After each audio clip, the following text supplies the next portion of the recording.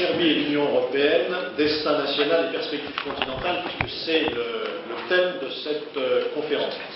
Et comme il est d'usage, et avant de passer à nos travaux et aux orateurs de qualité qui vont se succéder, je voudrais procéder à un certain nombre de remerciements. D'abord, remercier les parrains de cette réunion, de cette conférence, les parrains parlementaires, à commencer par Franz Obermayr, qui est à ma droite, qui est parlementaire autrichien dans cette assemblée.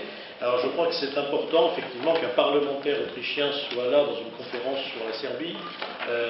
D'abord parce que nous fêtons cette année le 100e anniversaire de cette guerre civile épouvantable qui a constitué la Première Guerre mondiale. Et je crois qu'il est émouvant que nous puissions être tous rassemblés à cette occasion, quelles que soient les péripéties de l'histoire. D'ailleurs, l'histoire, je me suis un peu penché pour préparer cette réunion sur l'histoire de la Serbie, et j'ai par exemple noté que, notamment le 14 juillet 1456, c'est la résistance de Belgrade qu'on appelle la ville blanche, qui a évité à Vienne et à l'Autriche d'être submergés par les Ottomans de Mehmet le Conquérant. Donc c'est vrai que si les rapports entre l'Autriche et la Serbie ont été parfois tourmentés, il faut aussi des périodes de l'histoire, grâce à la Serbie, eh bien l'Autriche est restée et a pu préserver sa liberté et son indépendance. Je voudrais aussi dire à quel point, profiter de l'occasion pour dire à quel point nous avons beaucoup de plaisir, nous parlementaires français, à travailler avec nos collègues en bonne harmonie et en beaucoup de camaraderie avec nos camarades autrichiens, mais aussi italiens, hollandais, dans le cadre de la constitution d'un groupe qui, je pense, verra à un moment ou à un autre le jour dans cette assemblée. Saluer aussi l'autre parrain, qui est Jean-Louis Schaffhauser, qui est à ma gauche, une fois n'est pas coutume, qui est un petit peu le régional de l'étape, puisqu'il est aussi conseiller municipal de Strasbourg. Je voudrais aussi remercier Thibaut Gibelin, qui est mon collaborateur parlementaire, parce que c'est un peu grâce à son insistance que cette conférence a pu voir le jour. Vous présentez aussi les 4 principaux orateurs qui vont intervenir. Nikola Mirković, auteur de La question du Kosovo.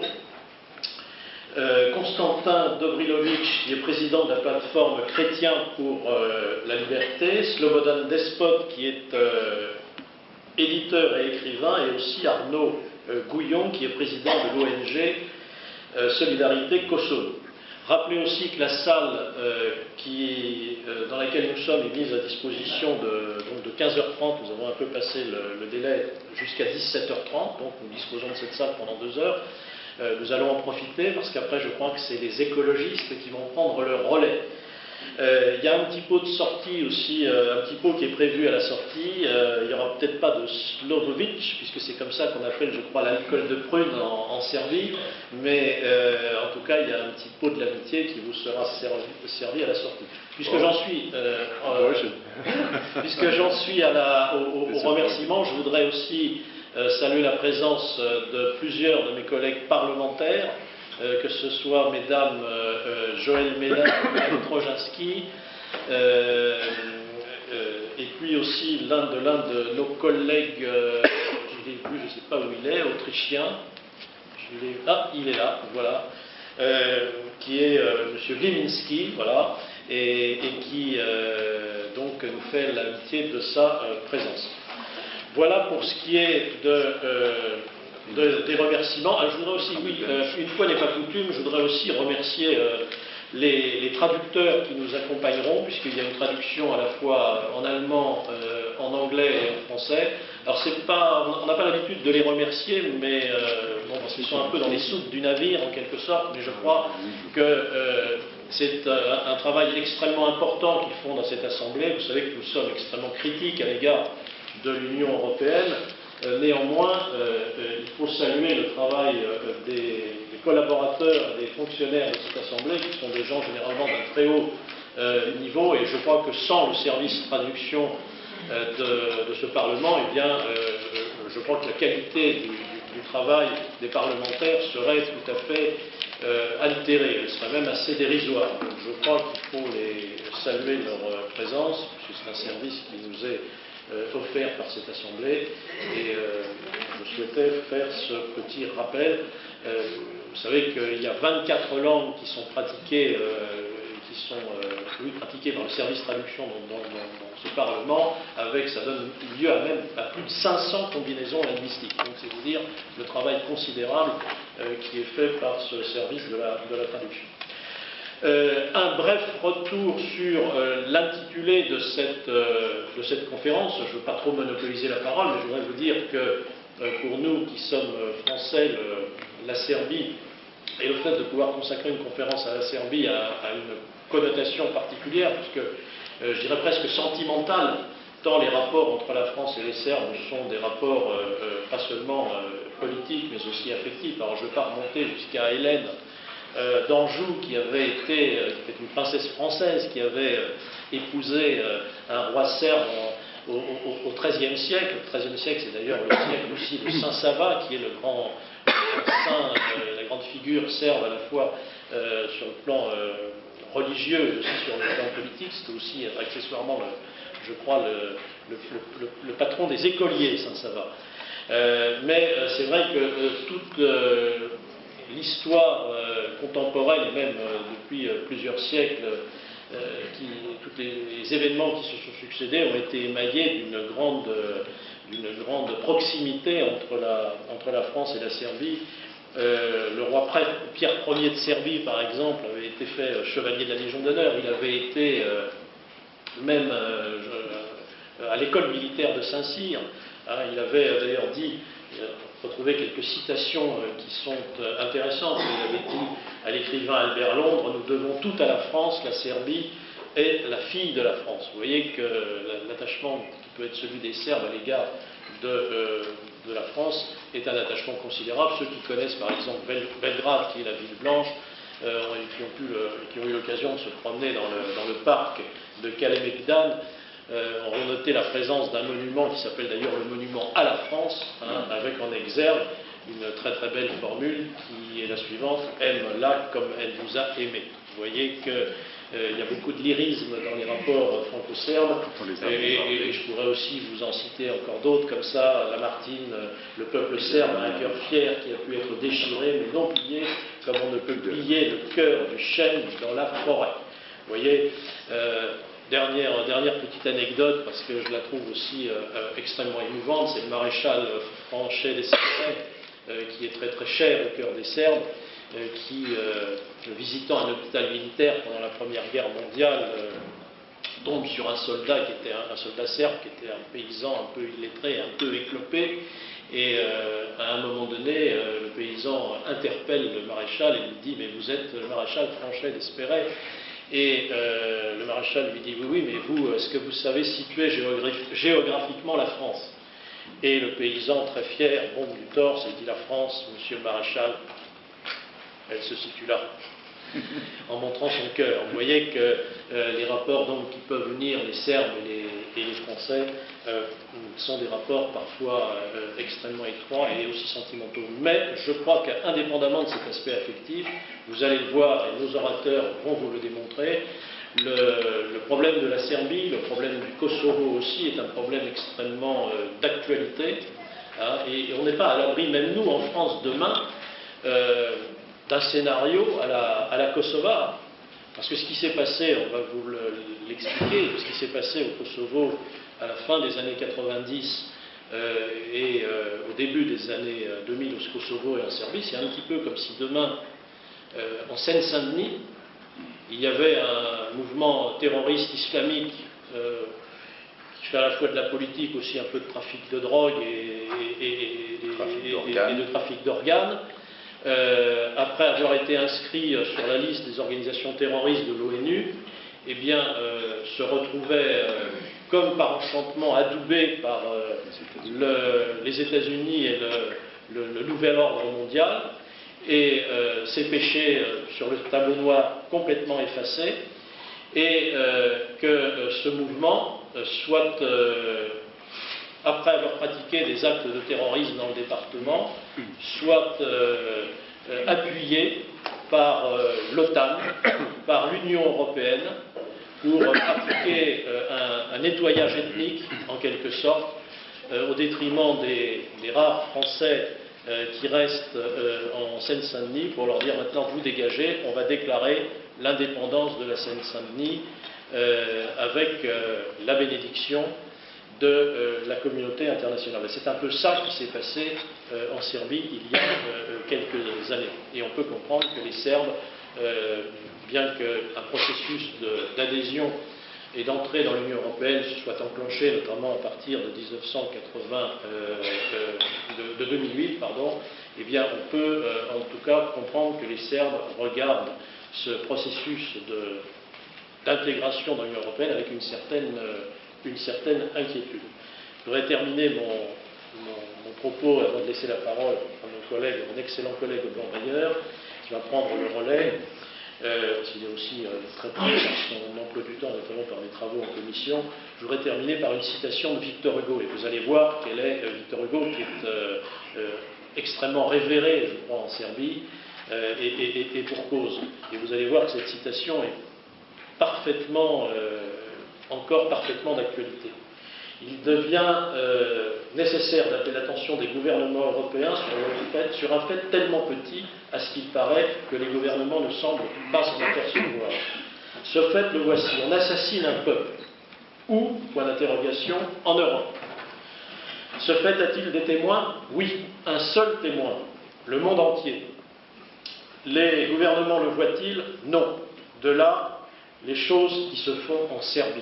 C'est-à-dire que Victor Hugo, un siècle avant nos contemporains, s'était déjà aperçu des menaces qui planaient sur le peuple serbe. Voilà ce que je voulais vous dire. Donc, je laisse sans plus tarder la parole à mon collègue Robert Maillot. Auch von mir ein herzliches Willkommen. Danke recht herzlich, lieber Freund Schalk, für deine Vorstellung und Einleitung. Wie bereits erwähnt, Serbien steht in diesem Jahr im Fokus. Einerseits historisch bedingt durch die zahlreichen Gedenkveranstaltungen rund um den 100. Jahrestag des Beginns des Ersten Weltkrieges, aber auch andererseits, wie wir heute schon gehört haben, durch die aktuelle politische Frage Verhältnis Serbiens zur Union, Mitgliedschaft eventuell zur Union, zur Europäischen Union. Mich freut es natürlich heute ganz besonders als österreichischer Abgeordneter, und ich muss offen jetzt natürlich sagen, das österreichisch-serbische Verhältnis war ja historisch nicht immer zu blenden, wie wir wissen aus unserer Geschichte. Aber es freut mich natürlich deswegen ganz besonders, mit meinen französischen Freunden hier Mitgastgeber für diese Veranstaltung sein zu dürfen. Und ganz besonders freut mich auch, wenn ein Österreicher heute auch hier am Podium sitzt. Das beste Beispiel für die geänderte aktuelle Situation, die geänderte historische Situation mit Konstantin Dobrilovic. Er ist der Beweis einer neuen Situation. Er ist serbischer Abstammung, bestens in Wien integriert, deutscher Bundesbürger, Mitstreiter bei der Freiheitlichen Partei in Wien und hatte eine klare Grundhaltung zu christlichen Werten, zu patriotischer Gesinnung und Identität. Und das sind, glaube ich, sehr wichtige Punkte, die heute wir auch noch anschneiden werden. Also wir Österreicher fühlen uns sehr, sehr wohl mit Freunden und Partnern auf serbischer Seite. Wenn wir heute über die Rolle Serbiens innerhalb der EU oder außerhalb der Union diskutieren, tauchen für mich zwei Fragen auf, die mich auch von den Referenten interessieren würden, wie sie dazu stehen. Nämlich einerseits die Frage, wie viel nationale Eigenständigkeit wird von der Union, also von der politischen Correctness in diesem Haus, auch in diesem Haus, noch hinkünftig erlaubt sein, auch für Serbien, meine Damen und Herren. Und wie viel Eigenständigkeit und Selbstbewusstsein sind für unsere Nationen letztlich notwendig, um einerseits das eigene Erbe, aber auch das Erbe Europas, ich sage bewusst nicht das Erbe der Union, ich sage das Erbe Europas, das müssen wir sehr klar trennen. Was hier ist notwendig an Eigenständigkeit und Selbstbewusstsein, um das Erbe Europas auch bewahren zu können. Und ich darf mich in Übereinstimmung mit den Kollegen Schaffhauser und Schalk wissen, wenn ich betone, dass für uns, die wir ja als die bösen EU-Kritiker durch die Medien geistern, dass für uns immer es ein Kampf auch gegen den Raubzug an unseren traditionellen europäischen Werten ist, was wir in diesem Haus auch umsetzen zu versuchen, neben vielen anderen gemeinsamen Dingen, gerade mit Front National, die uns verbinden. Also nationale Identität, christliches, festes Fundament sind Säulen, auf die auch Serbien letztlich jahrhundertelang aufgebaut hat und ruht. Und mehr als 3 Jahrhunderte, und Kollege Schalk hat es ja bereits erwähnt, litt der Südosten Europas unter dem Joch der Osmanen, und nach diesem Joch war es dann Serbien wieder bestimmt, selbstständig sein Schicksal, manchmal sehr traurig, aber auch dann sehr erfolgreich zu gestalten. Nun, wie steht es 2014? Und wir könnten jetzt den Bogen spannen zur Gegenwart und uns das anhören, was gerade in der Union uns immer wieder gepredigt wird. Dass eben offensichtlich traditionelle Werte, Identität nicht mehr so gefragt sind, sondern materieller Wohlstand kommen soll. Der materielle Wohlstand, der offensichtlich der neue Götze in Europa, in der Union geworden ist. Und wir sollten aber, wenn wir von materiellem Wohlstand, von diesem Hauptargument der Union sprechen, dann sollten wir doch ein paar Sachen auch nicht vergessen. 20% durchschnittliche Jugendarbeitslosigkeit in der Union. Wir haben eine Schar von sozialen Verlierern in Europa. Das spricht eine ganz andere Sprache als die politischen Korrekten. Also Vorsicht, meine Damen und Herren. Es ist nicht alles goldener Westen, was so glänzt, und letztlich, und das ist auch, glaube ich, für uns wichtig, wo bleiben die christlichen Werte, wo bleibt die Identität und wo bleiben unsere Nationen in diesem sogenannten wirtschaftsorientierten Europa? Und könnte es vielleicht, die Frage müssen wir uns auch stellen, könnte es vielleicht sein, dass wir vermeintliche, virtuelle wirtschaftliche Vorteile in den Vordergrund stellen und vermutlich diese Vorteile auch nur für wenige, also diese sogenannten virtuellen Vorteile austauschen gegen systematische Bevormundung, wie es wir täglich in diesen Häusern erleben können oder müssen. Wenn wir also heute Pro und Contra beleuchten, Bedenken und vielleicht auch Vorteile uns anschauen hinsichtlich einer Integration Serbiens in die Union, so habe ich 2 Seen in meiner Brust als Österreicher. Einerseits die Warnung an die serbischen Freunde, Achtung, was kommt auf das serbische Volk zu oder könnte zukommen, aber andererseits natürlich auch eine Hoffnung, gemeinsam mit Serbien gemeinsame Wurzeln zu pflegen, gemeinsam mit den christlichen Wurzeln, gemeinsam mit einer gemeinsam aufbearbeiteten, schwierigen Geschichte, aber auch einen starken identitären Partner mit Serbien an der Seite zu haben. Wir werden heute wahrscheinlich keine Antwort finden, aber sicherlich sehr interessante Anregungen. In diesem Sinne wünsche ich auch von meiner Seite eine spannende Diskussion und darf das Wort nun an meinen Freund Schaffhaus als Moderator des heutigen Abends gleich weitergeben. Merci beaucoup, Franz. Nous nous trouvons, le micro, pardon. Nous nous trouvons confrontés avec un peu de retard. Il faudra que les orateurs, pour que la salle puisse aussi s'exprimer, raccourcissent à 15 minutes leurs interventions. Je suis désolé, mais je suis sûr que 15 minutes, c'est un bon sermon. On dit d'habitude qu'un sermon ne doit pas dépasser 15 minutes, ça doit être en 3 points. Donc, je vous donne le défi d'essayer de faire votre intervention en 15 minutes. Et puis, donc, je donne la parole à Constantin Mirkovic. Ah, c'est l'un ou l'autre. Pardon. Nicolas Mirkovic ou Constantin Ah, ouais, Gavrilovic? Constantin Mirkovic, moi je. Ok, non. Non. Il y a Ça doit être un cousin hybride. voilà. Je pense que c'est moi. Et Merci. voilà, ils se sont trompés. Merci beaucoup pour cette intervention. Je suis très honoré d'être là aujourd'hui. Je vais mettre les pieds dans le plat. Un des points forts, des Serbes, c'est qu'ils sont très francs. Donc on ne va pas tourner autour du pot. Il y a un point épineux, un point conflictuel, qui est aujourd'hui le sujet du Kosovo. Pour la plupart des personnes, il est évident que le Kosovo est un élément intrinsèque à l'âme du peuple serbe. C'est une terre que les Serbes défendent depuis déjà, au moins le XIVe siècle, bien au-delà. C'est une partie de la culture, de l'âme. C'est le haut lieu, le siège du patriarcat de Peć, de l'église serbe. C'est un élément qui est fondamental à l'âme du peuple serbe. Je vous laisse imaginer ce qui se passe à un peuple qui perd son âme. Maintenant, ce sujet du Kosovo n'est pas intéressant et important que pour le peuple serbe. Il est important pour tous les peuples libres d'Europe, bien évidemment, et du monde. Et j'aimerais expliquer un peu comment on est arrivé à ce sujet du Kosovo aujourd'hui, qui a été propulsé médiatiquement dans les années 90, mais qui existait bien auparavant. Pourquoi est-ce qu'il faut bien faire attention à ce qui s'est passé au Kosovo? Parce que comme vous le disiez tout à l'heure, M. Jacques, ce qui s'est passé au Kosovo il y a quelques années, ce qui s'y passe encore aujourd'hui, peut arriver à chacun des peuples ici représentés dans cette assemblée. Il faut se souvenir que si vous venez avec moi, on va dire une trentaine d'années en arrière, si vous lisiez Le Monde, le New York Times dans les années 80, vous verriez, vous pourriez lire des articles concernant le Kosovo. Et on parle de nettoyage ethnique, on parle de souffrance, on parle de tout ça dès les années 80, mais on parle de la souffrance du peuple serbe. Tout ça est écrit, et c'est un martyre qui se poursuit par le peuple serbe depuis le XIVe siècle et l'occupation ottomane, et ça c'est la vérité. Comment est-ce qu'on est arrivé à faire la guerre? Dans les années 90, l'OTAN, les Américains, avaient comme mission de disloquer, de démanteler la Yougoslavie. C'était l'objet, c'était la finalité. Ça n'avait pas grand-chose à voir avec l'histoire de liberté de peuple, c'était la dislocation de la Yougoslavie, et j'y reviendrai après. Quand on arrive dans les années 90, donc il y a des guerres au nord, et il y a une guerre aussi au Kosovo, et une armée terroriste. Alors quand je parle d'armée terroriste, je veux dire, oh, j'emploie les gros mots, non. Armée terroriste, c'est la CIA qui dénonce l'UCK, donc l'armée de libération du Kosovo, comme une organisation terroriste, et c'est même le bras droit de l'envoyé de Bill Clinton dans les Balkans, Peter Galbraith, qui parle de l'UCK comme d'une armée terroriste.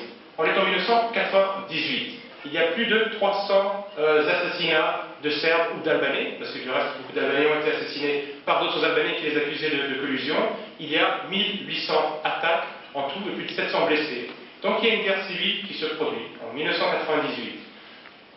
L'armée yougoslave, la justice interviennent évidemment pour régler cette situation, et pourtant, on va avoir dans les médias un inversement de la réalité. C'est-à-dire que cette histoire des Serbes qui souffrent le martyre au Kosovo depuis au moins l'occupation ottomane va du jour au lendemain se transformer, et j'aimerais là ouvrir ou attirer votre attention sur ce phénomène, parce que ce qui s'est produit au Kosovo se produira par la suite en Afghanistan, en Irak, en Libye et aujourd'hui même en Ukraine, donc il est important de voir ce qui se passe. C'est une collusion très forte, évidente, entre les pouvoirs publics et les médias, où par des montages médiatiques et des mensonges politiques, on a réussi à faire croire que c'était les Serbes qui étaient en train d'opprimer les Albanais au Kosovo. Et je prends, il y a beaucoup d'exemples, j'en ai beaucoup dans mon livre sur le martyr du Kosovo, je prends un mot, qui est le mot génocide, qui est un mot très fort, qui est un mot qui fait trembler, et c'est normal.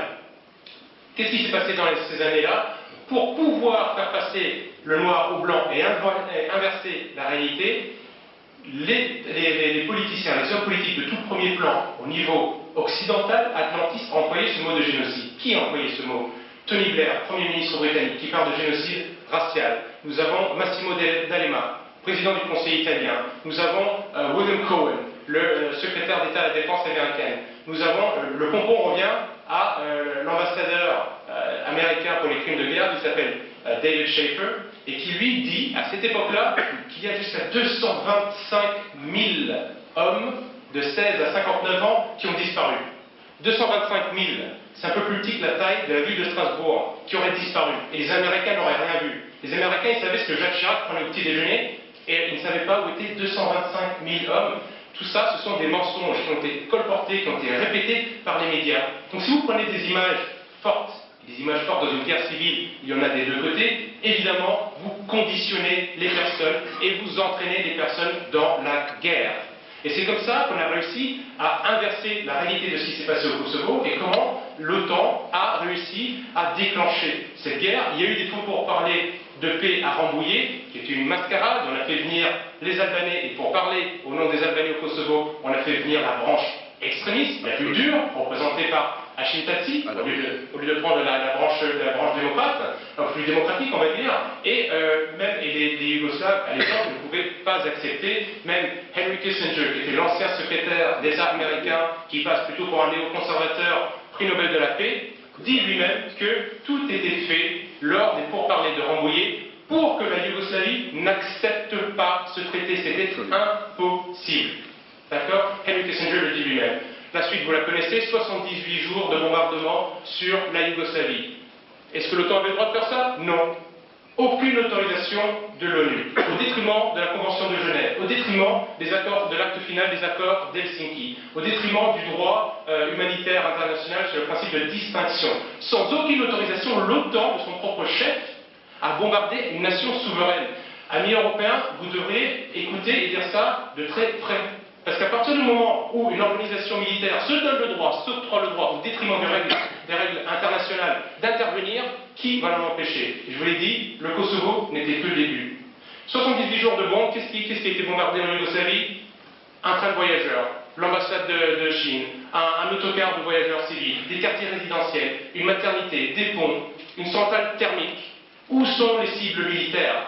Tout était civil, parce que l'objectif de cette guerre n'était pas du tout de poursuivre Slobodan Milosevic, ou voire même d'arrêter la guerre au Kosovo, et était d'affaiblir la Yougoslavie, de la disloquer, de la détruire. Et c'était aussi, pour l'OTAN, une occasion de montrer au monde entier qui était le patron. Regardez la réalité, regardez ce que dit une association comme Human Rights Watch, va dire qu'il y a eu entre 500 civils de tués pendant ce bombardement du Kosovo. Pardon, de la Yougoslavie par l'OTAN, au détriment du droit international. Bernard-Henri Lévy, le philosophe officiel de l'État français, parce que quel que soit le gouvernement, il est toujours en place, disait merci à ces avions. Ces avions sont les avions des droits de l'homme et du droit international, ce sont les avions de la liberté. Mais ça passe, dans le point, ça passe dans toutes les télévisions internationales. Le droit international, on vient de voir qu'il a été bafoué. La liberté, les droits de l'homme, on va y en revenir, ont été complètement anéantis par ce bombardement de l'OTAN. On ne tue pas, on n'amène pas la paix en tuant des civils. Mais je vais être cynique, d'accord? Je vais être cynique et je vais dire, imaginons que ce qu'a fait l'OTAN, c'était pour un bien supérieur. D'accord, c'est horrible, on déclenche la guerre, on n'a pas le droit, mais on y va, parce qu'il y a quand même un problème de rébellion, de guerre civile au Kosovo. Imaginons qu'il fallait faire ça pour amener un bien plus grand. Eh bien moi, je vais me permettre de citer la Bible, en disant qu'on juge un arbre à son fruit. Et je vous invite à regarder de très près quels sont ces fruits qui ont été apportés par les oiseaux, ou les avions, pardon, de la liberté chère à Bernard-Henri Lévy. Le Kosovo, aujourd'hui, qu'est-ce que c'est? C'est un État, enfin c'est un État, c'est une région, en tout cas pour moi c'est une région de la Serbie, ça c'est certain, c'est une région qui est régie par la résolution 1244 de l'ONU, qui officiellement reconnaît le Kosovo comme faisant partie de la Serbie. Il n'y a pas de doute là-dessus. Malgré cette résolution, les Albanais, avec l'aide du camp occidental, ont déclaré leur indépendance. Ils ont déclaré leur indépendance. Alors évidemment, le premier État à reconnaître l'indépendance était l'Afghanistan, puis il y a eu la Turquie, dans la foulée il y a eu la Micronésie, et malheureusement, des États de premier plan, majoritairement ceux de l'Union européenne et les États-Unis, ont suivi. Et pour beaucoup de personnes, c'est fini. Mais non, parce que vous avez aujourd'hui la moitié des États de la planète qui reconnaissent cette indépendance du Kosovo. L'Argentine, le Brésil, l'Espagne, la Russie, la Chine, l'Inde, ce ne sont pas des petits acteurs au niveau mondial, le Vatican ne reconnaissent pas cette indépendance du Kosovo. Mais allons plus loin. Imaginons que cet État puisse être réel. Qu'est-ce qu'il y a derrière le Kosovo? Le Kosovo, tel qu'on l'entend aujourd'hui, c'est une région dont les frontières ont été dessinées par Tito en 1945. Le communiste Tito dessine cette région pour déjà amoindrir la Serbie. C'est une région au nom dont l'étymologie est serbe. Kosovo, c'est un nom purement serbe, qui est un haut lieu de la résistance chrétienne à l'impérialisme, au poussé en tout cas impérialiste musulman. Mais dans cette région habitent 90% d'Albanais musulmans. Cette région, c'est du bricolage, il n'y a aucune racine historique. Vous pourriez ouvrir tous les livres d'histoire que vous voudriez, vous ne trouveriez jamais une seule référence à un peuple kosovar, à une culture kosovare, et encore moins à une langue kosovare. Cet État ne repose sur rien, il n'est pas bâti sur le roc, il est encore moins bâti sur le sable, il est bâti sur la poudre. Sur la poudre, parce qu'on nous a beaucoup parlé du mot génocide, on en a parlé tout à l'heure, il n'y a pas eu de génocide. Il n'y a pas eu de génocide quand tous les spécialistes du monde entier sont arrivés pour chercher des charniers, eh ben, ils n'en ont pas trouvé. Carla Del Ponte, qui n'a pas la réputation d'être une amie des Serbes, dénombre à peu près 2000 corps, et on peut imaginer qu'aujourd'hui il y en a eu 6000, 7000, en tout cas moins de 10 000. C'est horrible, je ne veux pas rentrer dans des comptes macabres, mais ça n'est pas un génocide. D'accord? Il n'y a pas eu de génocide albanais, je vais régulièrement au Kosovo, je vous rassure, des Albanais, il y en a encore beaucoup. En revanche, il y a bien eu un nettoyage ethnique, ça c'est vrai. Il y a eu un nettoyage ethnique, mais pas celui qu'on croyait. Le nettoyage ethnique est celui qui se poursuit depuis le XIVe siècle. C'est un nettoyage ethnique de Serbes qui sont obligés de quitter la région. Depuis les bombardements de l'OTAN en 1999, 200 000 Serbes ont dû fuir la région. 1000 Serbes ont été assassinés. Il y a des attaques contre les Serbes à longueur de journée. Il y a eu un pogrom anti-serbe en 2004, et tout ça sous les yeux des institutions de l'ONU, de l'OTAN, de l'Union européenne. 150 églises serbes, pour la plupart datant du Moyen-Âge, ont été détruites, pendant qu'en même temps 450 mosquées, essentiellement financées par les Saoudiens, par les Wahhabites, sont en train de s'implanter aujourd'hui au Kosovo. Le Kosovo aujourd'hui, on peut aller encore plus loin en disant regardons ce que ces avions de la liberté et des droits de l'homme ont apporté d'un point de vue économique. D'un point de vue économique, le Kosovo est la région la plus pauvre d'Europe. Aujourd'hui, 47% de la population est au chômage. Un tiers de la population vit sous le seuil de pauvreté. Ceux qui travaillent, ceux qui ont ces chances-là, gagnent 300 € par mois, et la moitié de ces personnes-là gagnent même 80 € par mois. Ça, c'est la moyenne des salaires au Kosovo aujourd'hui.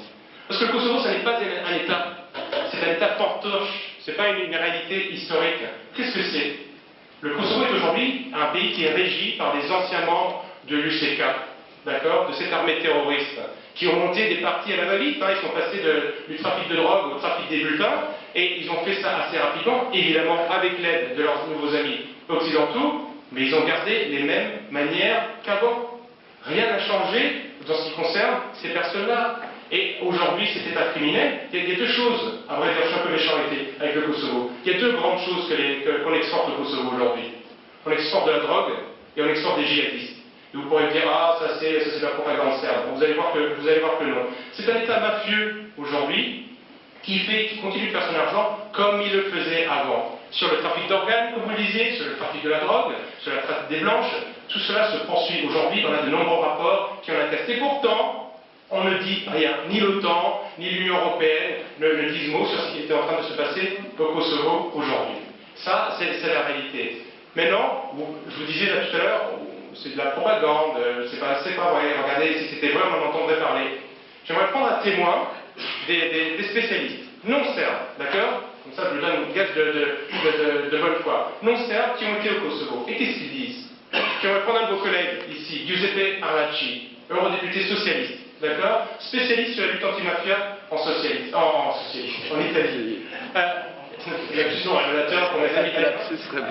Et donc, du coup, qu'est-ce qu'il dit, Giuseppe Arlacchi? Il dit que le Kosovo est un État mafieux. Et il s'y connaît, c'est le spécialiste réputé, en dehors même des sphères politiques. Le Kosovo est un État mafieux, et le seul souci de l'Union européenne, c'est de le cacher.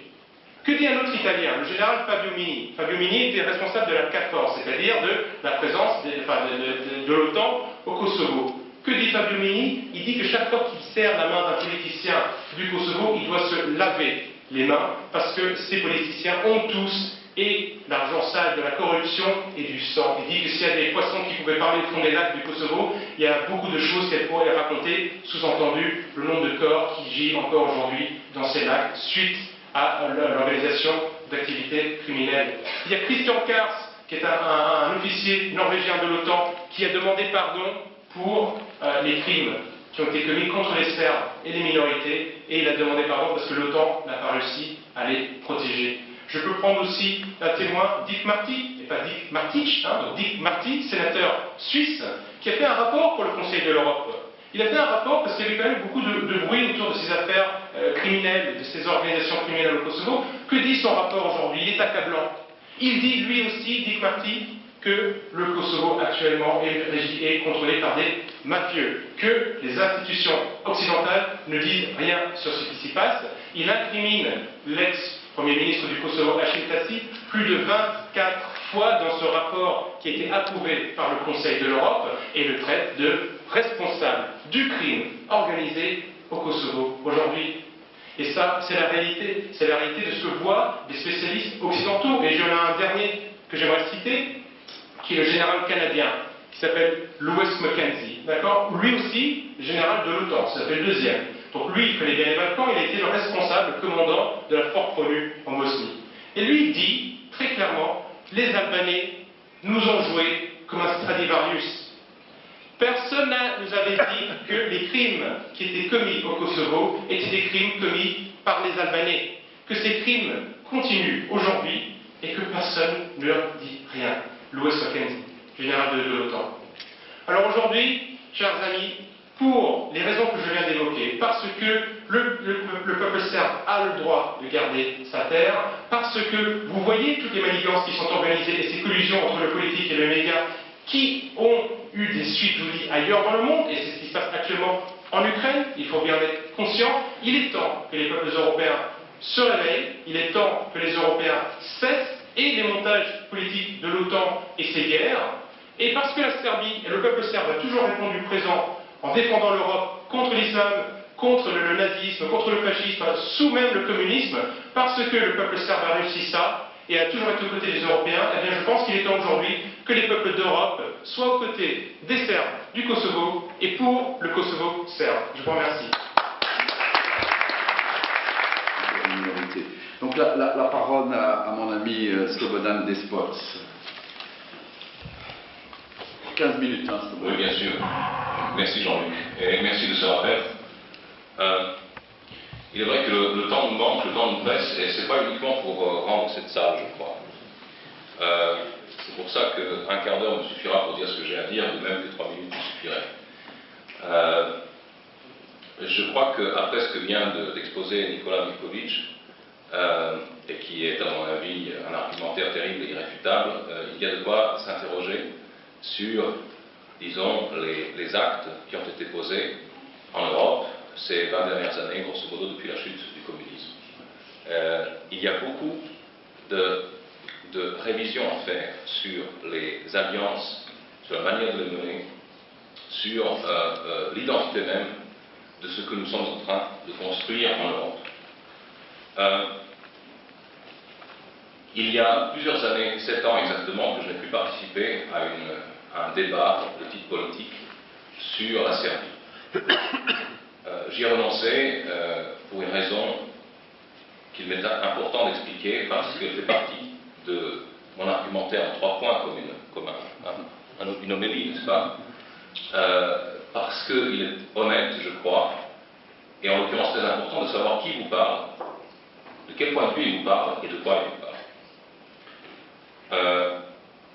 J'ai participé à beaucoup de ces débats dans les années 90 et je me suis retrouvé dans la situation de Blaise Pascal, qui au début de ses lettres à un provincial dit « Messieurs, mes bons pères jésuites », parce qu'il en avait contre les jésuites, il est bien évident que je ne peux pas avoir raison.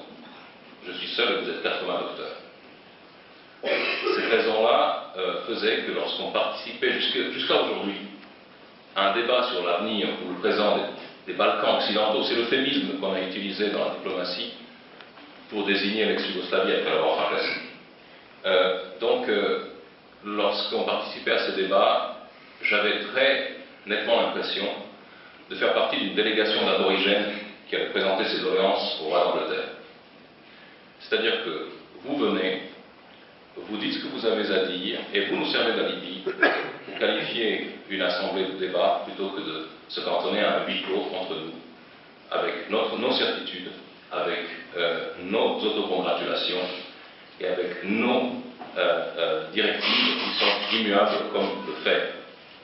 C'est à coup d'assemblées et de fausses négociations de ce type, avec le même d'autisme occidental, qu'on en est arrivé à nourrir le serpent dans son sein.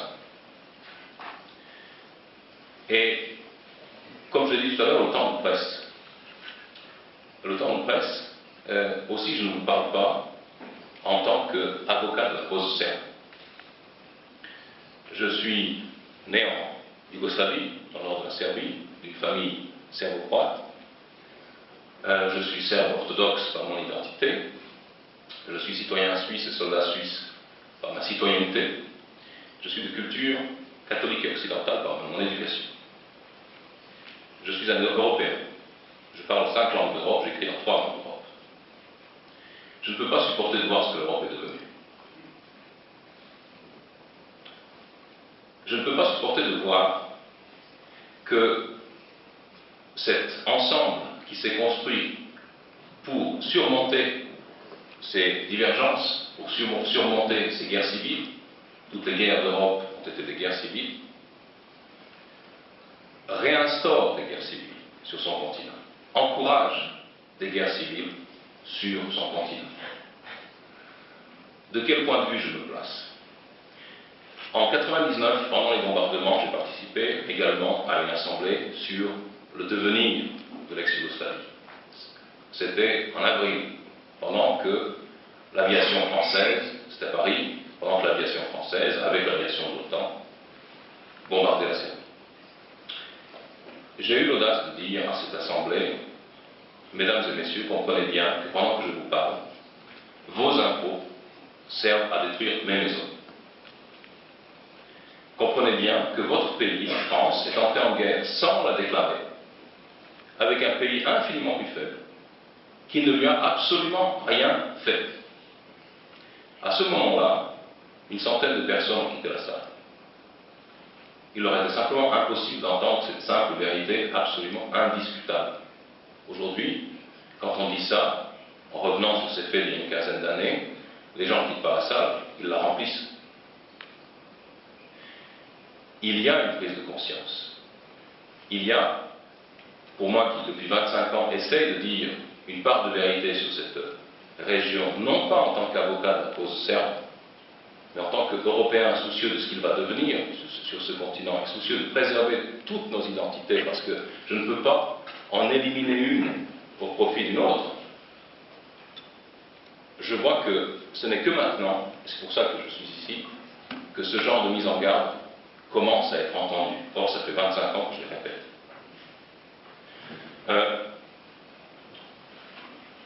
Nous parlons de quoi? Nous parlons de la Serbie. On m'a demandé de vous livrer un aperçu de l'actualité du fait national. Or, j'ai constaté que nous n'avons même pas conscience, en Europe de l'Est, de ce qu'est le fait national serbe. On ne sait pas ce que c'est. Les Serbes eux-mêmes, lorsque vous leur demandez comment ils se définissent, ont beaucoup de peine à vous le dire. Je considère qu'il est important, et je vais y consacrer maintenant quelques minutes, de définir ce qu'est l'entité serbe. Je ne dis même pas l'ethnie, parce que ce n'est pas une ethnie. L'entité serbe commence d'exister, au sens historique, politique, diplomatique, au moment où, comme Jean-François Jalot l'a rappelé, un moine surgit, Saint Sava, XIIIe siècle, fils du roi de Serbie, réfugié dans le monastère de Monatos, et que ce moine, non pas simultanément, mais au cours de sa vie, obtient deux choses. Il obtient de son père, le roi Étienne de Magnac, de ne pas se soumettre au pape de Rome. Et il obtient en même temps, une fois qu'il a créé son église, l'église de Serbie, que cette église soit autocéphale par rapport à Byzance. Autocéphale, c'est-à-dire ayant sa propre tête. Et c'est le premier cas dans l'histoire du christianisme d'une église qui devient autonome et indépendante de tous les pouvoirs, c'est-à-dire à la fois de la première Rome, de la Rome des papes, et de la deuxième Rome de Byzance. Du même coup, elle va s'insérer comme un bâton dans une roue, à l'intérieur du fossé le plus ancien et le plus profond qui divise la civilisation européenne. C'est le seul cas, il n'y en a pas d'autre. Il y aura une deuxième dissidence par rapport au partage de la civilisation romaine, ce sera la Russie, qui se proclamera, parce qu'elle est plus mégalomane que la Serbie et qu'elle a quelques arguments, la troisième Rome. La Serbie va donc mener, en étant une nation numériquement très petite, une politique de souveraineté qui n'existe que dans les grandes nations. Et c'est ce qui va conditionner toutes les méprises et toutes les haines dont elle fera l'objet au cours des siècles ultérieurs. Pour dire pourquoi la Serbie se comporte ainsi, il faut revenir sur ce qu'est justement ce fait national. La Serbie donc commence d'exister en tant qu'entité diplomatique avec son Église. Elle continue en assurant sur le flanc sud-est de l'Europe, comme l'a rappelé Nicolas, la résistance à la poussée ottomane. Il y a la bataille de Kosovo en 1389, où la Serbie engloutit toute sa noblesse et son roi Lazare, au prix donc d'un sacrifice qui va entraîner également la perte de l'entière armée ottomane et de son sultan. C'est le seul cas dans l'histoire où un sultan perd la vie sur le champ de bataille, et donc va retarder d'une bonne cinquantaine d'années la progression des Ottomans vers le nord et vers l'Europe. Par la suite, les Serbes, qui vont être poussés de leur région d'origine, qui sont vers le Kosovo, la Métochie et la Macédoine actuelle, qui vont être repoussés par les Ottomans vers le nord, vont servir de garde-frontière pour l'Europe autrichienne, l'Empire autrichien, qui va les utiliser, n'est-ce pas, comme première ligne de défense, et qui va leur octroyer, c'est une particularité sur laquelle je vous invite à méditer, un statut d'immédiateté vis-à-vis de l'empereur. C'est-à-dire que cette population, à la différence de toutes les autres populations de l'Empire austro-hongrois, autrichien, à l'époque, de l'Empire des Habsbourg, avec une seule exception, ne va répondre de ses actes qu'à l'empereur. Il aura une charte d'immédiateté. Donc elle n'est pas soumise à la féodalité, à la hiérarchie féodale, elle n'est pas soumise aux taxes ecclésiastiques. Elle discute souverainement avec l'empereur. La seule autre population qui va avoir ce statut dans le même empire, dans le Saint-Empire, ce sont les peuples des vallées suisses, qui vont créer la Suisse ultérieurement, en s'opposant plusieurs siècles plus tôt, mais d'une manière analogue, à l'Empire autrichien. Ces deux nations, aujourd'hui, et c'est significatif, sont parmi les dernières du continent à ne pas faire partie de l'Union européenne. Je vous invite à méditer sur ce parallélisme historique. Moi, je suis citoyen suisse. J'ai longuement médité sur ces parallélismes. Pourquoi ils n'en font pas partie? Parce que dans leur gène est inscrit l'impératif de souveraineté et de liberté absolue. Les Serbes vont payer cette liberté très cher. En 1804, c'est l'insurrection de Karađorđe qui leur donne le coup d'envoi de toutes les insurrections de l'Europe du Sud, des peuples d'Europe, contre l'Empire ottoman vieillissant. Le successeur de Karađorđe, Milan Obrenović, va livrer la tête du grand insurgé serbe sur un plateau, littéralement, au sultan. Il ne va pas moins continuer d'œuvrer à la souveraineté nationale par des voies politiques plutôt que par des voies militaires. En 1914, nous venons de... Je suis désolé pour nos amis autrichiens, mais nous venons de commémorer le 13 décembre la victoire de la bataille de la Kolubara, qui est donc la première grande victoire alliée dans la Première Guerre mondiale, et aussi l'une des plus grandes défaites militaires de tous les temps, puisque l'Autriche y a laissé 29 000 morts, 60 000 soldats prisonniers et 12 000 officiers prisonniers. Le commandant de cette expédition, Oskar Potiorek, a fini à l'asile psychiatrique. La Serbie ensuite, en 1915, sous la pression cette fois-ci des Allemands et des Bulgares, va évacuer son territoire. Armée, gouvernement, archives nationales, Saint-Zyphone, tout va quitter le territoire pour se retrouver en Afrique du Nord avec l'aide des Français, se remettre en selle et reprendre la bataille au front de Salonique pour, en une semaine ou un peu plus, fracasser le front germano-bulgare et remonter jusqu'à Belgrade pour libérer son pays.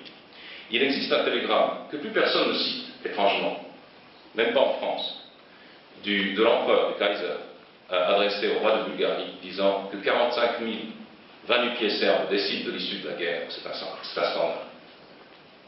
C'est vous dire la détermination de ce peuple qui a laissé 55% de sa population mâle adulte dans la Première Guerre mondiale à préserver sa souveraineté, son indépendance. Ça, c'est pour ce qui est de la partie visible de cette identité. Maintenant, une chose qui nous concerne tous, c'est comment cette identité s'est faite, et je pense que ça vous intéresse. Cette identité n'est pas ethnique. Il n'y a pas de caractère ethnique serbe. Les Serbes sont de divers caractères ethniques. Ils ressemblent plutôt à des Turcs d'ailleurs qu'à des Slaves du Nord. Il n'y a pas de caractère linguistique. Il n'y a pas d'identité linguistique parce qu'ils partagent la même langue, quoi qu'on puisse dire, avec les Croates. Ce n'est pas non plus l'alphabet cyrillique qui les caractérise, puisque les Serbes sont par ailleurs, c'est intéressant aussi de le noter, le seul peuple au monde qui indifféremment utilise deux alphabets, l'alphabet cyrillique ou l'alphabet latin. Vous avez des journaux qui paraissent en Serbie où les deux alphabets sont utilisés de manière concurrente, simultanée, dans la même publication, le même numéro de même publication, et les gens, lorsque vous leur demandez dans quelle langue, dans quel alphabet ils ont lu un texte, ils ne peuvent pas vous le dire. Cette langue elle-même a été créée par un seul homme au XIXe siècle, le philologue linguiste Vuk Karadžić, d'ailleurs avec le soutien de Vienne, pour mettre de l'ordre là-dedans, et aussi pour éloigner ces populations de l'influence russe, puisque les Serbes écrivaient avec un alphabet russe, juste auparavant. C'est une langue qui est entièrement phonétique, qui s'écrit indifféremment en latin ou en cyrillique, avec un seul principe d'orthographe. Écris comme tu parles et prononce ce que tu vois. Ça n'existe nulle part ailleurs au monde. Les Italiens qui croient qu'ils ont une orthographe phonétique se fourrent le doigt dans l'œil. En italien, pour dire lieu, vous écrivez GLI. En serbe, pour dire lieu, vous écrivez lieu. Donc, ce sont des particularités, toute une série de particularités qui déterminent une identité nationale qui n'est pas celle d'une petite nation. C'est une identité nationale d'une très grande nation. Une autre particularité de cette grande nation, c'est qu'elle a un comportement aussi bien linguistique, une mentalité, qu'un comportement vis-à-vis de l'autre qui est inclusif et non exclusif. Les comportements exclusifs sont le fait des peuples qui se considèrent comme des petits peuples. Je vous donne un exemple. Les Serbes et les Croates ont une même strate linguistique. Les Serbes, lorsque arrive un néologisme dans la langue, dans cette même langue, comme l'avion, l'adoptent et ils disent avion. Les Croates forgent un croatisme pour ce néologisme. En croate, c'est zrakoplov. Donc, les Serbes reproduisent le comportement linguistique français et les Croates le comportement linguistique plutôt allemand. Les Serbes ont une indifférence totale à l'origine de ceux qui font partie de leur nation. L'un des quatre maréchaux de l'armée serbe dans la Première Guerre mondiale s'appelait Jovic. J'arrive tout de suite, je finis tout de suite. Il était allemand. Le plus grand témoin de cette guerre pour la Serbie était également allemand et suisse. C'était Rudolf Archibald Reis, l'inventeur de la criminologie, qui était venu comme témoin de ce qui arrive, pour informer le monde de ce que subissait la Serbie en 1914 et qui a fini comme soldat serbe. Je veux dire par là qu'on est en train après avoir détruit la Yougoslavie, qui était un prototype d'Europe, parce qu'elle reposait sur l'idée généreuse d'une abolition du conflit et d'une cohabitation possible entre les vainqueurs et les vaincus de la Première Guerre mondiale, qui était cette Yougoslavie qui était un test pour la communauté européenne, parce que je suis certain que si la communauté européenne avait proposé même d'intégrer la Yougoslavie en crise in extenso au lieu de la morceler par petits bouts et faire des saucissons, et ensuite sélectionner qui en prend et qui en prend pas, elle aurait gagné sur le plan diplomatique et en crédibilité. Absolument. Et là, ce qu'on a fait, c'est qu'on a considéré tous ces peuples comme des bantous, et on s'est bantoustanisé soi-même en détruisant leur espace, leur construction politique et leur culture. Merci. Ce temps. Alors cette fois-ci, je pense que c'est bien Constantin Dobrilovic, c'est ça? Bon, très bien. Et donc la parole est à vous pour 15 minutes. Sehr geehrte Damen und Herren, ich darf mich vorab für die Einladung bedanken, hier in diesem Hohen Haus reden zu dürfen. Wie vorab auch erwähnt, als österreichischer Politiker mit serbischen Wurzeln habe ich ein sehr schwieriges, komplexes und heikles Thema, über das ich sprechen soll. Serbien zwischen EU und Russland entscheiden zu lassen oder wählen zu lassen, kommt einem Ultimatum gleich. Eine ähnliche Situation sah sich vor kurzem die Ukraine, als die USA und die EU von der Ukraine verlangten, sich für eine Seite zu entscheiden. Die sicher noch dauern wird, unzählige Menschenopfer leider Gottes in der Ukraine und doch verursachen wird. Die ultimative Entscheidung zugunsten Moskaus oder Brüssel würde in Serbien keinen Bürgerkrieg hervorrufen, aber es würde sicherlich zu einer tiefen Spaltung der Gesellschaft führen, was wiederum einer erneuten Instabilität des Landes nach sich führen würde. Ein solches Szenario kann aber nicht im Interesse Europas sein. Warum Serbien zweigleisig fahren muss und möchte und warum eine Anordnung nur zugunsten einer Streife für Serbien kontraproduktiv, ja fatal wäre, möchte ich versuchen, im Folgenden zu erläutern. Zu Beginn meiner Ausführungen möchte ich mich aber mit den Ursachen der heutigen real schlechten wirtschaftlichen Situation in Serbien befassen. Nach Meinung vieler Experten hat Serbien nach dem Zweiten Weltkrieg in seiner wirtschaftlichen Entwicklung durchlaufen, die alle gemeinsam negativen Folgen für Ökonomie hatten, bzw. die Situation in Serbien maßgeblich beeinflusst. In der ersten Phase, die bis zu den 90er Jahren des letzten Jahrhunderts dauerte, also die Zeit des real existierenden Sozialismus, hatte Serbien aus innerjugoslawischem politischem Kalkül den geringsten Anteil an Investitionen im Vergleich zu anderen Republiken, was Serbien in seiner wirtschaftlichen Entwicklung stark gehemmt hat. Die zweite Phase bezieht sich auf die Zeit der 90er Jahre, also die Jahre der Bürgerkriege, die Sanktionen und die NATO-Bomben. In dieser Periode musste Serbien nicht nur Hunderttausende von Flüchtlingen aus anderen Teilrepubliken aufnehmen, sondern auch den Verlust alter Märkte in der Zeit der internationalen Sanktionen verkraften. Der ohnehin technologisch hinterhinkenden und devastierten Wirtschaft gaben die NATO-Bomben 1999 den Rest. So wurden in diesen 78 Tagen des Bombardements die meisten Industrieanlagen, ohnehin veraltete Infrastruktur fast komplett zerstört. Von diesen Zerstörungen hat sich das Land bis heute noch nicht erholt. Die dritte und bis dato letzte Phase beginnt mit dem Sturz von Slobodan Milošević und der Übernahme der sogenannten demokratischen Opposition. Die Phase trotz großer Hoffnung der Bevölkerung, die gekennzeichnet und maßgeblich beeinflusst durch einen strikten neoliberalen Kurs aller Regierungen seit 2000. Dieser Kurs bedeutet die alternativlose Liberalisierung des Marktes, die Privatisierung aller staatlichen Unternehmen und die Öffnung des einheimischen Marktes für ausländische Produkte und Dienstleistungen. Die marode und Wettbewerbswirtschaft Serbiens war dem Ansturm aus dem Westen machtlos ausgeliefert. Die Folge war der komplette Ausverkauf einheimischer Betriebe, der Banken, eine hohe Verschuldung im Ausland und ein Wirtschaftsmodell, das auf Konsum aufgebaut ist. Die zwangsläufige Deindustrialisierung der serbischen Wirtschaft führte zu einem rasanten Anstieg der Arbeitslosigkeit, zur Korruption und zur Misswirtschaft der veralteten Strukturen, ebenfalls dazu bei, dass sich die heutige wirtschaftliche Situation und damit auch die politische mehr denn je nach Reformen und Impulsen sehnt. In dieser höchst misslichen Lage muss Serbien seine Strategie in allen Richtungen Ost, West, Nord und Süd investieren. Serbien hat sich seit dem Jahr 2000 klar zu einem Kurs in Richtung Europäischer Union bekannt.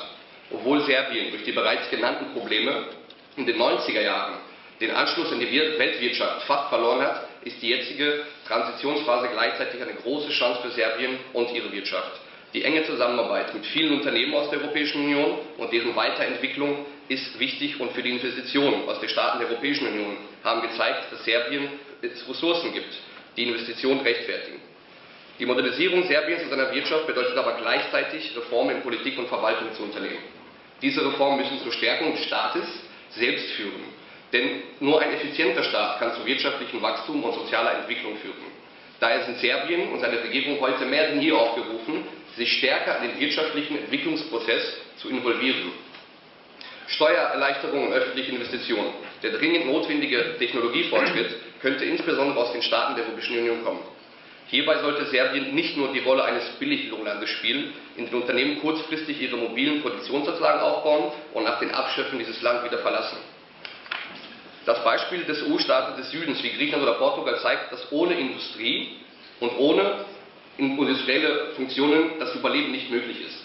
Und in Serbien gibt es immer noch gut qualifizierte Arbeitnehmer, die diese Reindustrialisierung mittragen könnten. Daher muss die bisherige neoliberale Wirtschaftspolitik, die auf Verschuldung, Importen und Konsum basiert, eine Wirtschaft weichen, die auf Stärkung des Hauptmarkts für Export ist. Serbiens wirtschaftliche Chancen liegen heute in den Bereichen Landwirtschaft, verarbeitete Industrie, Verkehr, Informatik und Telekommunikation.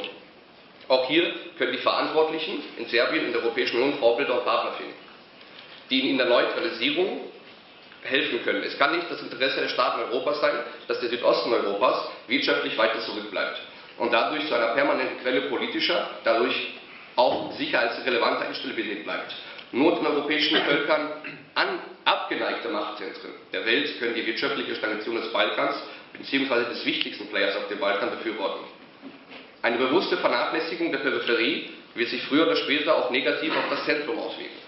ein wirtschaftlich erstarktes, politisches und stabiles Serbien kann für die Region und für die Europäische Union nur positive Effekte haben. Obwohl die heutigen Einschätzungen davon ausgehen, dass Serbien nicht vor 2020 ein ernstzunehmender Kandidat für die Europäische Union sein wird, so muss doch der Prozess der Annäherung an die EU von Seiten Serbiens als Chance genutzt werden, es zu modernisieren. Hierbei braucht es auch den politischen Mut und den Willen, notwendige Reformen anzugehen. Doch auf diesem Weg darf die Politik nicht die Bürger vergessen oder zurücklassen. Denn ohne die Bereitschaft der Bevölkerung und deren Einbeziehung in diesen Prozess wird es keinen Erfolg geben. Hier gibt es für Serbien noch viel zu tun. Zur Beziehung zwischen Serbien und Russland.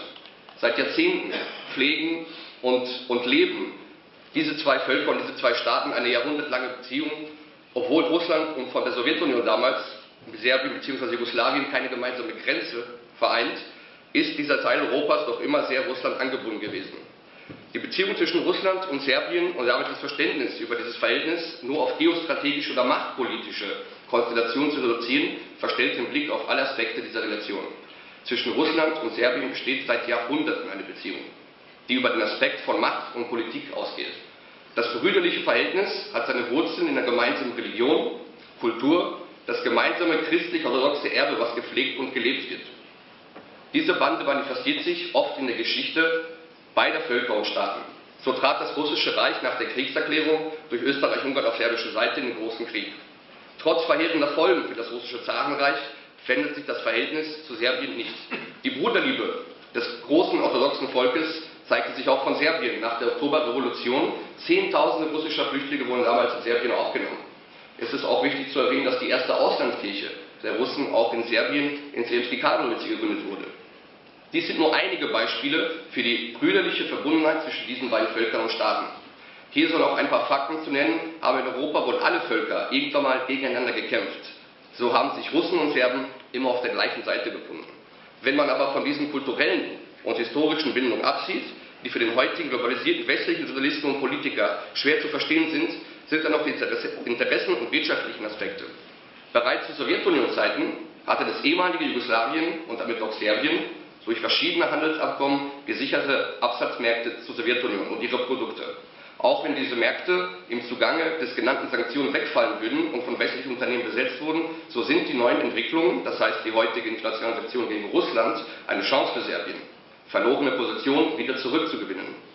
Der fast zollfreie Zugang für serbische Produkte aus dem russischen Markt, einzigartig in Europa, stellt hierbei einen zusätzlichen komparativen Vorteil dar, der leider bis dato von verschiedenen Regierungen in Serbien nur ungenügend genutzt wurde.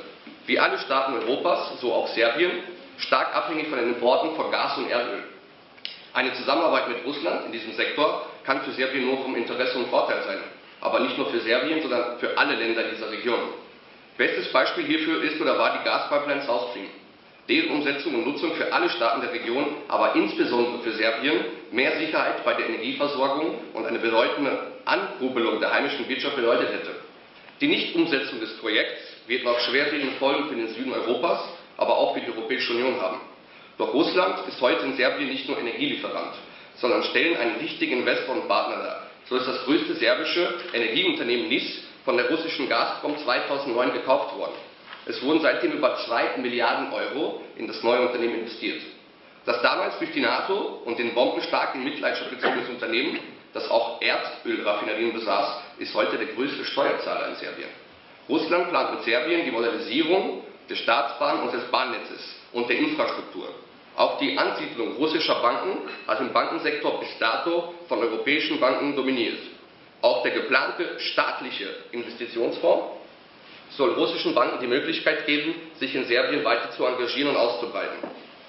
Dieser kleine Auszug aus Vielfalt der wirtschaftlichen Lage zwischen Russland und Serbien, vor allem sehr stark im Bereich der Energie und der Infrastruktur.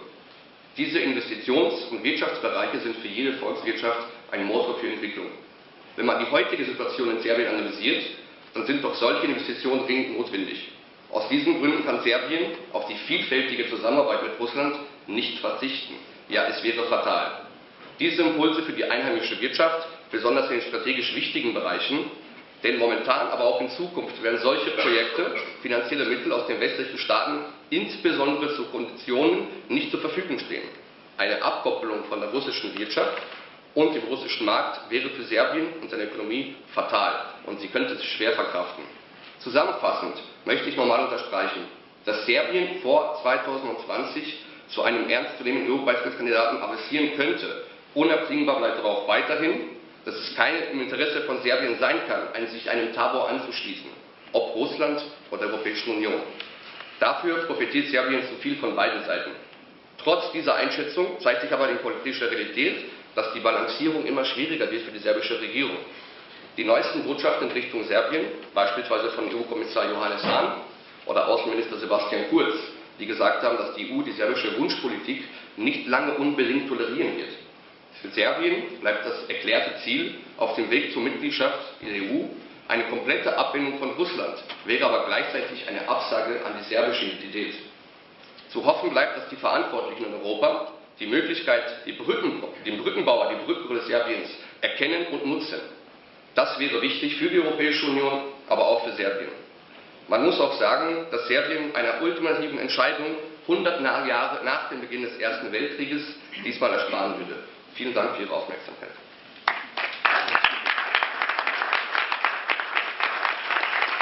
La parole est désormais à Arnaud Bouillon, également pour 15 minutes, pour que nous puissions avoir le temps de débattre avec l'assistance. Merci beaucoup. Merci. J'ai taillé dans la masse, j'espère que le temps y sera. C'est l'avantage de passer en dernier, ça permet quand même d'éliminer ce que les autres ont déjà dit. Ça prouve notre complémentarité. Alors je vais quand même prendre le temps de vous remercier, de remercier tout d'abord les députés qui ont organisé cette conférence. Je pense bien sûr à M. Jean-François Jacques, Jean-Luc Schaffhauser et Franz Obermeier, ainsi que leurs équipes parlementaires respectives qui ont organisé un colloque qui me semble très réussi. Je vous remercie également d'être venus, d'être présents aujourd'hui. Nous allons voir donc dans une première partie de mon sujet l'impact symbolique de l'Union européenne sur le citoyen serbe, c'est-à-dire l'impact de l'Europe sur le citoyen serbe, ces deux notions, Union européenne et Europe, n'étant pas clairement différenciées dans l'imaginaire serbe. L'Europe qui a un impact symbolique, je le disais, car l'Europe ce n'est pas une notion qui est émotionnellement ou historiquement neutre. Mes prédécesseurs ont beaucoup parlé d'histoire, je crois que ce n'est pas un hasard. L'histoire en Serbie et chez les Serbes participe du présent comme de l'avenir. Dans une deuxième et troisième partie, nous nous intéresserons à l'impact politique de l'UE sur la Serbie, c'est-à-dire l'impact rationnel, en nous intéressant particulièrement à ses effets sur l'opinion publique. Alors, les peuples d'ex-Yougoslavie ont des histoires souvent opposées, des sentiments d'appartenance parfois contraires. Cette complexité est due à sa position géographique particulière qui a placé les Balkans à la première ligne de grandes invasions, au carrefour de l'Est et de l'Ouest. La Serbie, notamment, a toujours été en première ligne face aux conquérants ottomans. Les populations serbes orthodoxes ont payé un lourd tribut pour leur liberté, mais également pour la liberté de tous les Européens. Et qui peut dire où la sublime porte se serait arrêtée si l'armée serbe du prince Lazar n'avait pas mis un premier coup d'arrêt à la conquête ottomane lors de la bataille du Champ des Mers en 1389. Bataille si importante pour l'Europe que le roi de France Charles VI, situé à 2500 km de là, fit sonner les cloches de Notre-Dame, persuadé qu'il était que l'armée du sultan Mourad venait d'être anéantie. Qui peut dire où cette conquête se serait arrêtée si l'intégralité des populations serbes chrétiennes s'était convertie à l'islam, devenant ainsi le fer de lance de l'Empire ottoman dans les Balkans, en Europe. Résistant à l'oppression, vivant comme des dhimmis, c'est-à-dire des citoyens de seconde zone durant presque 6 siècles. Je rappelle que le Kosovo n'a été libéré, que les Serbes du Kosovo ont recouvert leur liberté qu'en 1912. C'est-à-dire que les Serbes du Kosovo ont vécu au Moyen-Âge, et ce n'est pas une façon de parler, c'était le Moyen-Âge jusqu'au début du XXe siècle. Alors que les Européens de l'Ouest, depuis 1492 avec la découverte de l'Amérique et la prise de Grenade, allaient vers la lumière, entraient dans une période de renaissance, la Serbie, elle, s'enfonçait dans les ténèbres de l'occupation. Je le disais, l'histoire n'a pas la même signification en Europe de l'Ouest et en Serbie, mais on voit également que le temps qui s'écoule ne s'écoule pas à la même vitesse. Ce petit pan d'histoire que je viens rapidement de balayer est parfaitement connu et partagé par la population serbe dans son ensemble. Cette histoire n'est pas affaire d'intellectuels ou d'historiens, elle est populaire et c'est la mémoire de ce peuple. Dans l'imaginaire serbe, l'Union européenne ne commence donc pas en 1958, mais elle est perçue, à tort ou à raison d'ailleurs, comme la continuité de l'Europe, notion plus mystique que politique, vous en conviendrez. Parallèlement à ces facteurs historiques, des facteurs politiques, rationnels, influent sur l'appréciation que les Serbes ont de l'Union européenne. Et pour bien fixer les choses, regardons tout d'abord le pourcentage de Serbes souhaitant intégrer l'Union européenne aujourd'hui. Alors selon une enquête d'octobre 2013, donc c'est une enquête de l'année dernière en fait, ce chiffre était de 53%, ce qui est un résultat relativement élevé. Résultat qui, pris isolément, tendrait à montrer une parfaite convergence entre politique d'intégration européenne d'un côté et choix des citoyens de l'autre. Et pourtant, dans cette même enquête, à la question « Seriez-vous favorable à une alliance avec la Russie ?», ce sont près de 70% des citoyens interrogés qui ont répondu « oui ». Cela signifie donc qu'une partie des citoyens souhaitant intégrer l'UE souhaite également une alliance serbo-russe. Alors comment expliquer de tels résultats qui, à première vue, peuvent nous paraître contradictoires ? C'est ce que nous allons voir dans les deux parties qui suivent, en différenciant ce que j'ai appelé tout d'abord l'UE positive, c'est-à-dire les politiques européennes qui sont vues de manière positive en Serbie, et l'UE négative, donc les politiques européennes, les réformes engagées en Serbie et qui sont vues de manière très négative par la population, qui préfère alors soit se tourner vers la Russie ou rester tournée vers la Russie. Commençons par cette UE positive. Cette UE positive, c'est l'UE qui renforce le fonctionnement démocratique des institutions de Serbie. Alors je sais que cela pourra paraître peut-être étrange à une partie de notre auditoire d'aujourd'hui qui critique souvent à raison le manque de démocratie dont font preuve les institutions européennes dans leur fonctionnement interne, mais il faut savoir qu'en Serbie, ces institutions agissent comme un catalyseur démocratique sur un système politique jeune. Les premières élections multipartites ont eu lieu en 1990. Cela faisait suite à 45 ans de communisme. Je disais catalyseur, je pourrais également dire garde-fou, notamment en ce qui concerne l'état de droit dans son sens le plus originel, dans son sens le plus basique, respect de la hiérarchie des normes, indépendance de l'appareil judiciaire, fonctionnement des institutions. La lutte contre la corruption, c'est également un facteur important de soutien à l'UE en Serbie. Cette corruption est présente à tous les niveaux. Ce n'est pas que de la corruption de haut niveau, en col blanc, c'est une corruption qui ronge la société depuis presque un siècle, et les citoyens comptent sur le bâton UE pour mettre au pli ce système-là. La première conséquence de cette corruption pour le citoyen lambda, c'est l'absence totale de méritocratie. Et je dis bien totale, c'est-à-dire que sans passe-droit, sans liaison familiale ou politique, il est quasiment impossible de trouver un emploi. Je ne dis pas un emploi en politique, un emploi de haut niveau, je parle d'un emploi tout court, un emploi de cantonnier dans un village, d'institutrice, de directeur de lycée, d'employé dans une entreprise publique. Et pour donner rapidement une illustration de ces passe-droits qui sont également politiques, vous savez tous que la Serbie compte à peu près 7,5 millions d'habitants. Eh bien, accrochez-vous bien, ce sont plus de 1,2 million de personnes qui sont membres d'un parti politique, c'est-à-dire qu'un citoyen sur 6 en Serbie est membre d'un parti politique. Cet engagement n'est malheureusement pas un engagement de conviction, c'est un engagement d'intérêt vital, celui de trouver un emploi. Alors nous allons voir que, parallèlement à ces résultats obtenus ou attendus grâce à l'Union européenne, et qui expliquent que plus d'un Serbe sur deux souhaite rejoindre l'Union, de nombreuses autres réformes mises en place ou exigées par l'UE ont un impact négatif très fort. Cette UE négative dont je parlais tout à l'heure, c'est celle qui tente d'imposer en Serbie des valeurs qui ne sont ni serbes, ni européennes.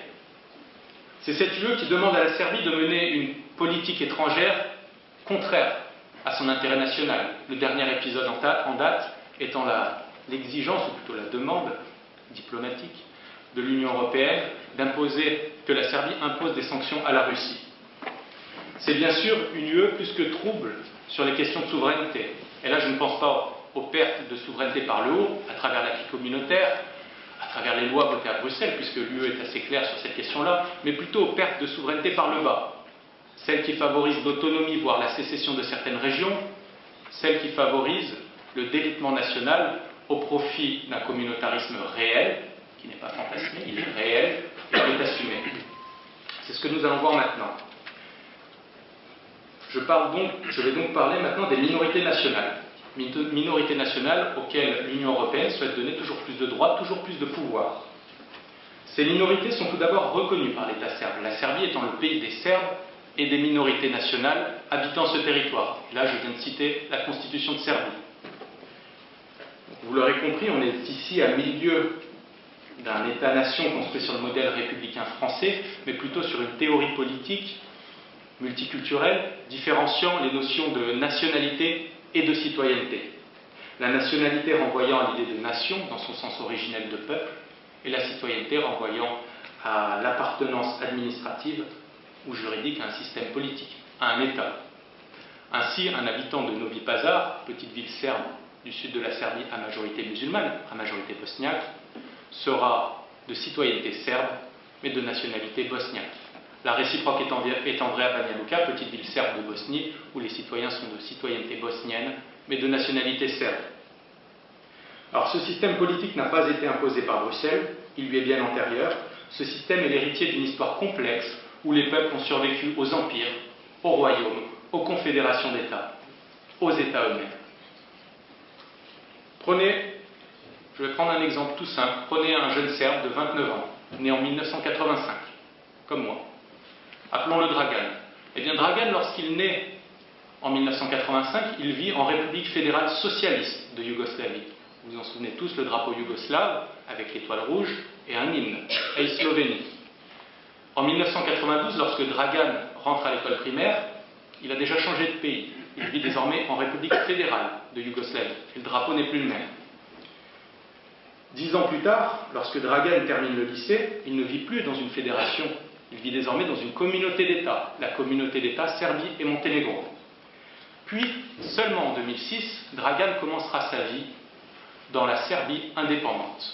Et puis, s'il est du Kosovo, on dira à Dragan à partir de 2008 qu'il ne vit plus en Serbie, mais qu'il vit désormais en République du Kosovo, État ayant un hymne, l'hymne kosovar, et un drapeau, le drapeau kosovar.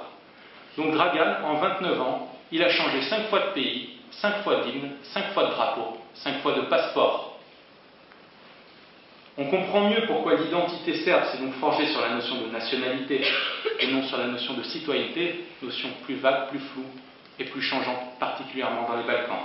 On n'a pas tous la chance d'avoir un État avec plusieurs siècles de stabilité derrière lui. Ce petit aparté nous a permis de bien appréhender ces notions fondamentales de nationalité et de citoyenneté qui n'ont pas la même signification partout, particulièrement en France, où ces deux notions sont... Ah, moi j'ai 11 minutes 13. Non, non, c'est juste pour... Ah, pardon. Où ces notions sont synonymes. Ainsi, une minorité, pour la définir avant d'en parler, elle est composée tout simplement des citoyens serbes, mais qui n'ont pas la nationalité serbe, qui ont la nationalité, par exemple, bosniaque, albanaise, turque, etc. Alors, quels sont les droits de ces minorités? Ils sont multiples, je vais en mentionner quelques-uns. C'est le droit d'utiliser d'abord comme langue officielle la langue de la minorité dans les circonscriptions administratives où cette minorité représente plus de 15%. C'est très peu. Langue officielle, cela signifie que vous pouvez effectuer toutes les démarches administratives dans cette langue-là. Cela signifie que vous pouvez aller au guichet du mairie et parler dans cette langue-là. Cela signifie également que tous les panneaux et les informations éditées dans la ville sont dans cette langue-là. C'est également le droit à une scolarité dispensée dans la langue de la minorité à laquelle appartient l'élève. On ne parle d'ailleurs jamais de bac de serbe comme on pourrait parler de bac de français, mais on parle de bac de langue maternelle. Les programmes scolaires sont sensiblement différents d'une minorité à l'autre. Je l'ai dit en introduction, les histoires sont souvent opposées, voire contradictoires. L'État doit en outre assurer le nombre d'écoles, de professeurs, de manuels scolaires suffisants pour ces minorités.